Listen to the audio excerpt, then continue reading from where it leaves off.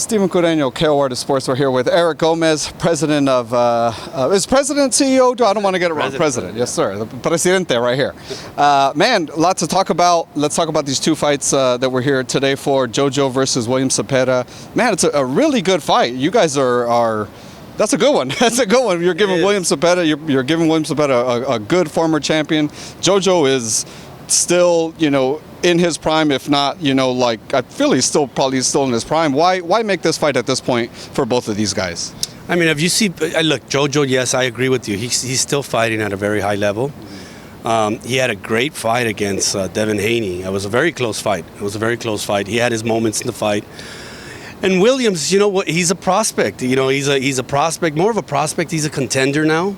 It just matched up well. It was perfect timing for both of them to meet each other. I'm excited for the fight. I know it's gonna be a great fight at Fireworks.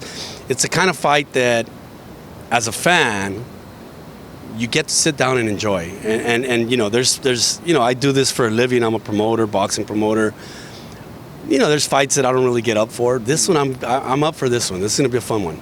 I was gonna say these guys' styles are very come forward, very violent. I mean, I feel like it's a can't miss, like you said. Is this possibly? I mean, it's coming towards the end of the year. Could this maybe still fight of the year? You think 2022? I think so because of the styles. I mean, look, you have to have luck when you're making these fights, because on paper they look good sometimes, and they don't come out like the way we think they are. Right.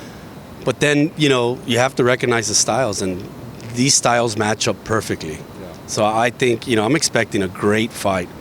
Man, another great fight you guys got on the horizon about a week later.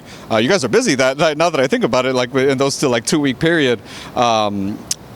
Bivol versus Zurdo Ramirez. That's an incredible fight. I remember talking to Sean Porter about it the day it got announced, and he was like, "Man, there's a lot of fights that us fight fans, we ask for and we kind of complain that we don't get, and then man, we got a good one. We got a good one. We better be happy about this one." That's an incredible fight. Why have it over in I believe it's Abu Dhabi? Well, look, we're happy we got the fight. Right. That's important. I mean, because Zurdo, he really wanted this fight. When we first started working with him, that's what he told us. He says, "Guys, just look, help me get this fight. This is the fight I've been chasing for a while. I want to fight Bivol. He's the best in the division. Help me get this fight." We're happy that we were able to keep our promise and we got him to fight. Okay? It was ordered by the WBA. We were trying to avoid purse bid. We were told that the champion, Bivol, wanted to take the fight to Russia. We prefer doing the fight here. We thought about Vegas. Ultimately, as part of the negotiations, we agreed on a neutral site.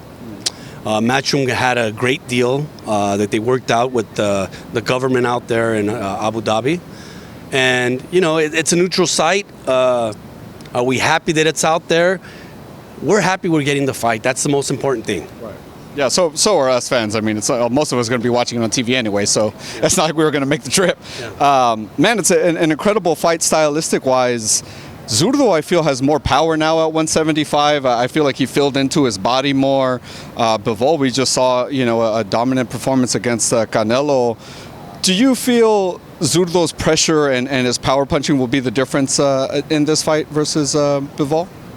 One of the things I noticed when we were in Abu Dhabi to announce the fight, I noticed a size difference and the reach. I think what's going to be key is, Zurdo's going to have to utilize his assets. He's going to have to utilize that reach advantage, the height advantage. His jab's going to be key. But look, I like the way he's talking. He's very confident. They've sparred many times before. So he feels that he has him down packed.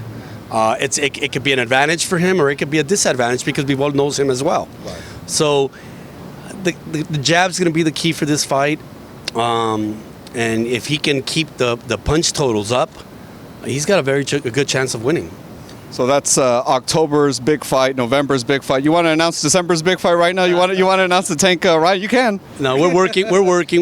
There's a few other big fights that we're working on right now. Yeah, look, I'd rather say them when they're done. Right. Is there anything, like, I don't know, can you assure boxing fans that more than likely, can you give us a percentage that yes, it's going to happen, or is it not too far off to give something like that? Well, look, we're doing our best. we're concentrating 100% to give that fight, make it happen. You're talking about the Ryan Garcia fight with Tank Davis, yeah. We're doing our best. We're going to do whatever we can. Ryan wants to fight. Oscar wants to make the fight. There is talks, and that's all I can say right now. All right. Well, I tried. I got to try. Man, another fighter just on your roster just fought. Virgil Ortiz got a KO victory against Mickelson. Man, if there's that guy's a star. He's just a star with star power. What's next for Virgil? When can we see him again? Well, we're kind of waiting on the WBA. That was an eliminator, so he's in line to fight against the world champion.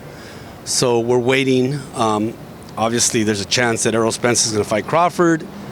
This is kind of like the consolidation match: Staniosis against Virgil Ortiz.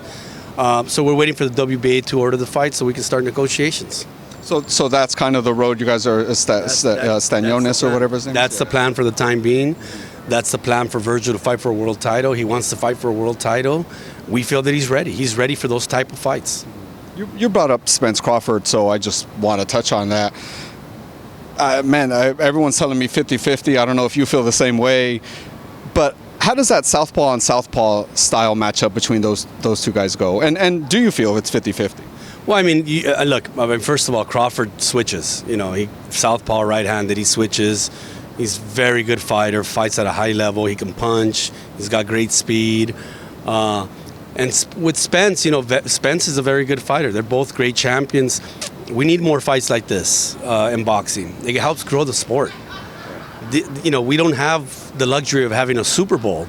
These are our Super Bowls. And guess what? They can happen 2-3 times a year. Mm-hmm. So we need more of these. Right. We need more of these.